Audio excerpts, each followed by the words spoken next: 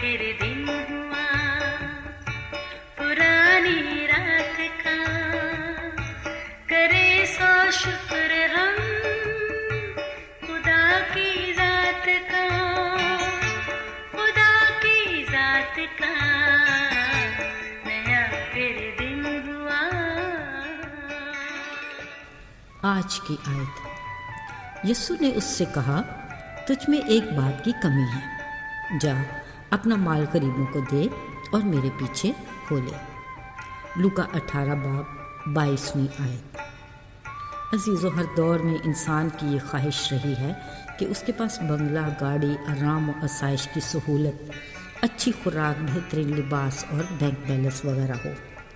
इसके हसूल के लिए हर मुमकिन कोशिश करता और हर तरह की जिद्दोजहद जारी रखे हुए है, जायज़ या नाजायज़। आखिर तो फ़र्क ज़ाहिर हो ही जाता है। इसमें भी कुछ की कामयाबी खुशी का बायस होती है और कुछ के लिए बड़ा आसान।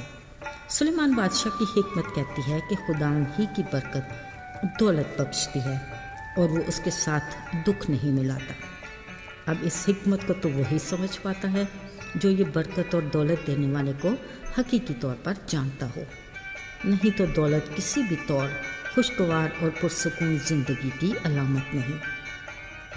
अजीज़ों, एक दिन एक परेशान हाल मालदार शख्स यीशु से मिला।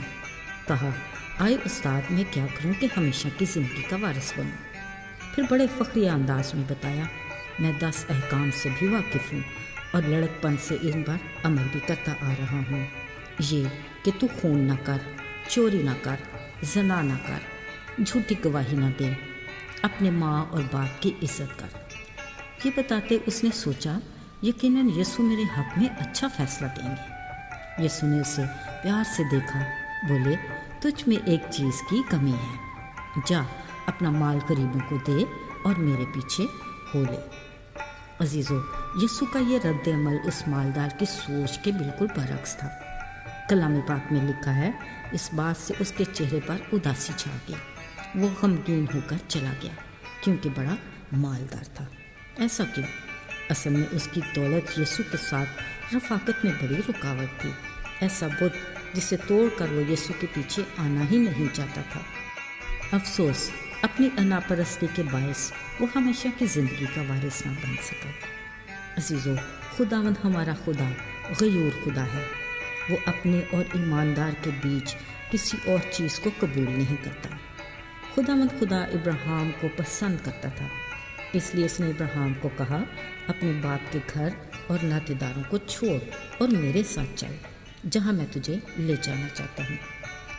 अजीज़ों, इब्राहिम ने खुदा का यकीन किया और चल पड़ा। इस वास्ते वो ईमानदारों का बाप कहलाया।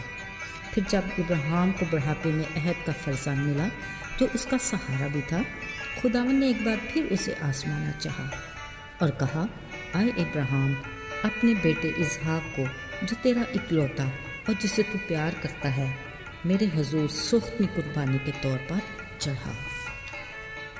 इब्राहिम का खुदा से मोहब्बत का ये एक और बड़ा इम्तिहान था जिसमें वो हर सूरत कामयाब होना चाहता था। वो किसी भी सूरत अपनी बीवी सारा से अपनी मोहब्बत और बेटे से माँ की ममता को रुकावट नहीं बनाना चाहता था। उसने सारा को बताए बिना अपने बेटे इसहाक को लिया और खुदा के हुक्म से चल पड़ा।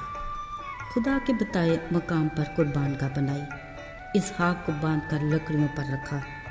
अभी वो छुरी चलाने ही को था कि फरिश्ते ने उसे रोक दिया और कहा, मैं जान गया कि तू खुदा से डरता है, क्योंकि तूने अपने बेटे को भी दरेक न किया। वहीं खुदा ने उसे कुर्बानी के लिए मेंढा मुहैया किया।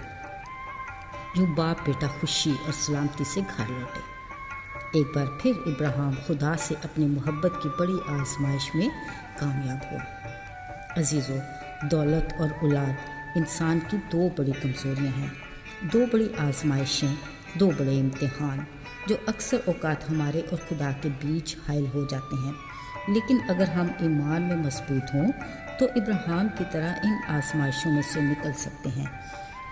इम्तिहान में कामयाब और कमज़ोरी में खुदा की मदद से काबू पा सकते हैं और खुदा बाप के सामने सुरखरू हो सकते हैं। عزیزو، صرف دولت اور اولاد ہی نہیں بلکہ ہر وہ چیز جس کو ہم اپنی زندگی میں خدا سے زیادہ اہمیت دیتے ہیں ہماری روحانی زندگی کی ترقی میں بڑی رکاوٹ ہے۔ ضروری ہے کہ ہم اپنی کاملیت کے اپنے سفر میں کسی بھی چیز کو رکاوٹ نہ بننے دیں۔ ہمیں مسیح میں آگے بڑھنا ہے تاکہ ہم ہمیشہ کی زندگی کے وارث بن جائیں۔ آئیے دعا کریں۔ آئے ہمارے آسمانی باپ، ہم تیرا شکریہ ادا کرتے ہیں تیرے زندہ پاک کلام کے لیے جو ہر قدم پر ہماری رہنمائی کرتا ہے، اور تیرے پاک روح کے لیے جو ہمارا مددگار ہے۔ ہم اقرار کرتے ہیں کہ ہم کمزور ہیں، جس کے باعث ہم آزمائشوں میں پڑ جاتے ہیں۔ اپنے بڑے فضل کی بدولت توفیق دے کہ ہم ان میں سے کامیابی کے ساتھ نکل سکیں۔ ہم ہر اس رکاوٹ کو تیرے نام کی قدرت سے ڈھا دیتے ہیں جو تیری رفاقت میں حائل ہے۔ بلا شبہ ہم یسوع کے نام سے فتح پاتے ہیں، آمین۔